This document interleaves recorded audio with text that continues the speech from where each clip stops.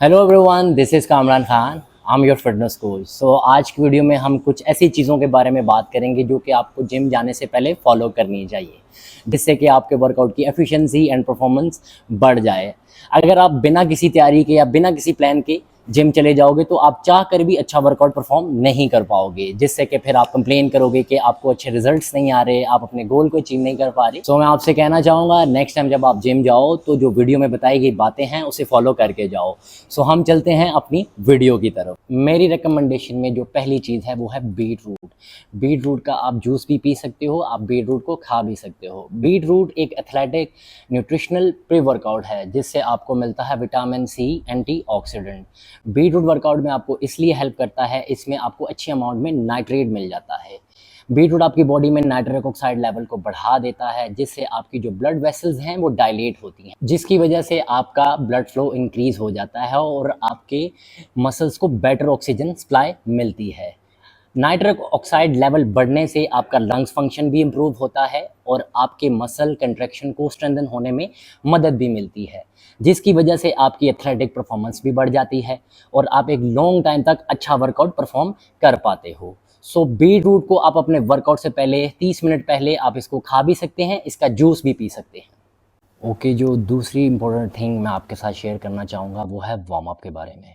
बहुत सारे लोग जब जिम जाते हैं तो वार्म अप नहीं करते। वार्म अप करना क्यों ज़रूरी होता है?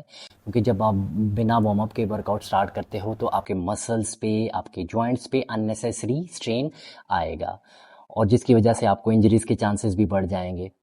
अगर आप वर्कआउट से पहले ठीक से वार्म अप करोगे तो आपकी बॉडी इंटेंस वर्कआउट सेशंस के लिए प्रिपेयर हो जाएगी। आपकी बॉडी का टेम्परेचर राइज होगा, आपकी बॉडी का ब्लड फ्लो इंक्रीज हो जाएगा, आपकी बॉडी का रेंज ऑफ मोशन बढ़ेगा और आपकी जो फ्लेक्सिबिलिटी है वो भी इम्प्रूव हो जाएगी।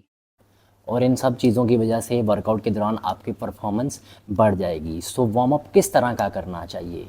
बहुत सारे लोग अपने वर्कआउट से पहले स्टैटिक स्ट्रेचिंग करते हैं। मींस कि जब वो अपने मसल्स को स्ट्रेच करते हैं होल्ड करके 20-30 सेकंड के लिए, ये आपको बिल्कुल नहीं करनी। अगर आप स्टैटिक स्ट्रेचिंग करना चाहते हो तो इसको कम अज़ कम अपने वर्कआउट के बाद स्ट्रेच करो। वार्म अप में आप ट्रेडमिल कर सकते हो, एलिप्टिकल कर सकते हो, साइकिलिंग कर सकते हो 5 से 6 मिनट स्लो स्पीड के साथ, या तो आप डायनामिक मूवमेंट कर सकते हो like arm rotation, neck rotation, knee to chest etcetera. Warm up में आप इस चीज़ का ख्याल रखें कि ओवरडू ना करें, कि मीन्स कि आप इतना वार्म अप ना कर लें कि आप अपने वर्कआउट से पहले ही थक जाएं। सो मेरा सजेशन ये है कि आप जिस मसल ग्रुप को ट्रेन करने वाले हो उसके भी आप 2 से 3 लाइट वेट के साथ ट्रेन करो और नेक्स्ट टाइम आप वार्म अप किए बगैर अपना वर्कआउट ना करो, अगर आप चाहते हो कि आपका वर्कआउट अच्छे से परफॉर्म हो और आपको अच्छे रिजल्ट्स आएँ। तीसरी चीज़ जो कि आपको वर्कआउट से पहले फॉलो करनी चाहिए वो है कार्ब और प्रोटीन की इंटेक। वैसे तो आपको सारा दिन एक अच्छी न्यूट्रिशन लेनी चाहिए, सो वर्कआउट से पहले आपको कार्ब और प्रोटीन इसलिए लेना चाहिए कि आपके जो वर्कआउट की परफॉर्मेंस है वो अच्छी हो जाए और आपका जो मसल है वो भी डैमेज कम हो।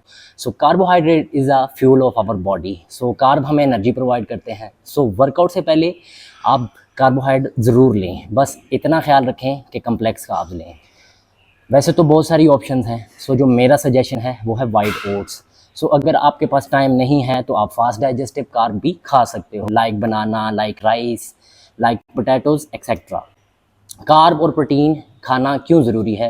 क्योंकि इससे आपका जो एनाबॉलिक रेट रिस्पॉन्स है वो अच्छा हो जाता है और आपकी मसल की परफॉर्मेंस अच्छी हो जाती है और आपकी रिकवरी बेटर हो जाती है। सो स्टडी में ये प्रूव हो चुका है कि जब आप कार्ब और प्रोटीन वर्कआउट से पहले लेते हो तो आपके मसल्स को प्रोटीन सिंथेसिस भी मिलता है। सो नेक्स्ट आपने एक चीज़ का ख्याल करना है, आपने वर्कआउट से पहले फ़ैट नहीं खाना। फ़ैट जो है वो आपकी न्यूट्रिएंट की जो अब्जॉर्प्शन है उसको स्लो कर देता है। सो यहीं से होता है मेरा fourth point start, which is give enough time for food digest. Before workout meal और वर्कआउट मील के दरमियान में कम से कम 2 घंटे का गैप ज़रूर रखें। लोग क्या गलती करते हैं, लोग खाते ही जिम चले जाते हैं और फिर अपना वर्कआउट भी सही से परफॉर्म नहीं कर पाते। अगर आप अपने प्री वर्कआउट और वर्कआउट के मील में गैप नहीं रखोगे तो आपका फूड जो है वो प्रॉपरली डाइजेस्ट नहीं हो पाएगा, फिर आप जो है वर्कआउट के दौरान थका हुआ महसूस करोगे। और फूड प्रॉपरली डाइजेस्ट इसलिए नहीं होता क्योंकि डाइजेशन के लिए आपका ब्लड फ्लो आपके स्टमक की तरफ होना चाहिए और वर्कआउट के दौरान आपका जो ब्लड फ्लो है वो आपके वर्किंग मसल की तरफ है। क्योंकि अब आपने इनफ गैप नहीं दिया है तो ना तो प्रॉपर ब्लड आपके डाइजेस्टिव सिस्टम को मिल पाया, ना ही मसल्स वर्किंग को, जिसकी वजह से आपका फूड प्रॉपरली डाइजेस्ट नहीं होगा।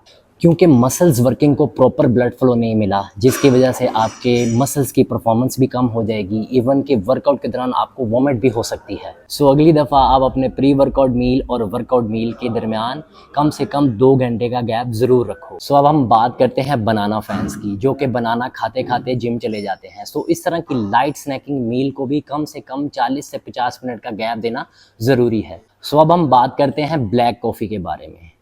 ब्लैक कॉफ़ी से आपको मिलता है कैफ़ीन, जिसकी वजह से आपकी कंसंट्रेशन और अलर्टनेस बढ़ जाती है। सो कैफ़ीन हमें एनर्जी प्रोवाइड करता है, जिसकी वजह से हमारे मसल्स की परफॉर्मेंस भी अच्छी हो जाती है। सो कॉफ़ी को आप अपने वर्कआउट में 30 से 25 मिनट पहले पिएं तो ये भी आपके लिए अच्छा रहेगा। स्टडी में ये भी प्रूफ हो चुका है, अगर आप अपने वर्कआउट से पहले 2 से 6 mg पर KG of weight coffee consume करते हो तो आपकी जो वर्कआउट की इफेक्टिवनेस है वो बढ़ जाती है। सो एक एवरेज कप ऑफ कॉफ़ी में 100 से 80 mg कैफ़ीन होता है। तो अपने बॉडी वेट के अकॉर्डिंग ही कैफ़ीन कंज्यूम करें। बस इस चीज़ का ख्याल रखें कि कॉफ़ी को ऐसे अमाउंट में ना पिएं, क्योंकि इससे आपका स्टमक भी अपसेट हो सकता है, इससे आपकी नींद भी अपसेट हो सकती है। सो हमेशा ब्लैक कॉफ़ी ही पिएं। एक लास्ट पॉइंट जो कि मैं आपसे डिस्कस करना चाहूँगा वो है before workout have a clear plan. ये उन लोगों के लिए है जिनको अपने जिम जाने का पर्पस ही नहीं पता, like muscle building, like general fitness, like weight loss. तो कहने का मतलब ये है, सबसे पहले आप एक गोल डिसाइड करो और उस गोल के अकॉर्डिंग आपके पास एक क्लियर प्लान होना चाहिए कि आपको कौन सी एक्सरसाइज करनी है और कितनी करनी चाहिए। ऐसा करने से आप अंडर ट्रेनिंग और ओवर ट्रेनिंग दोनों से बच पाओगे और आप अपने गोल को ब्रेक डाउन करके उनको ईजिली अचीव कर पाओगे और कंसिस्टेंट वर्कआउट करने के आप आदी हो जाओगे। सो इसके साथ साथ आपको अपने वर्कआउट को रिकॉर्ड भी करना चाहिए। मीन्स आपने कितने वेट के साथ कितने नंबर ऑफ सेट्स और कितने नंबर ऑफ रेपिटेशन किए हैं, सो दैट 2 हफ्ते बाद आप ये चेक कर पाओ कि आपकी प्रोग्रेस हो रही है या नहीं, ताकि फिर आप उसके अकॉर्डिंग चेंजेस कर पाओ। तो इसीलिए मैं आपसे बोलना चाहता हूँ कि वर्कआउट से पहले आपके पास एक प्रॉपर प्लान होना चाहिए, जो बहुत सारे लोगों के पास नहीं होता। सो फिटनेस इज़ अ लाइफस्टाइल। अगर आप फिट रहना चाहते हो ना, तो आपको डेली बेसिस में ये छोटी छोटी चीज़ों को इम्प्लीमेंट करना होगा। फिर वो चाहे आपकी डाइट हो या वर्कआउट हो या वीडियो में बताई गई छोटी छोटी बातें हों, जिनको आप इम्प्लीमेंट करके अपने गोल्स को ईजिली अचीव कर सकते हो। सो ये थी मेरी आज की वीडियो। सो मैं एक्सपेक्ट करता हूँ कि आपको ये वीडियो ज़रूर अच्छी लगी होगी। सो इसको आप अपनी फैमिली और फ्रेंड्स के साथ ज़रूर शेयर करें और मेरा जो यूट्यूब चैनल है उसको सब्सक्राइब करें, लाइक करें, शेयर करें। सो देखते रहें फिटनेस नामा। So stay tuned everyone.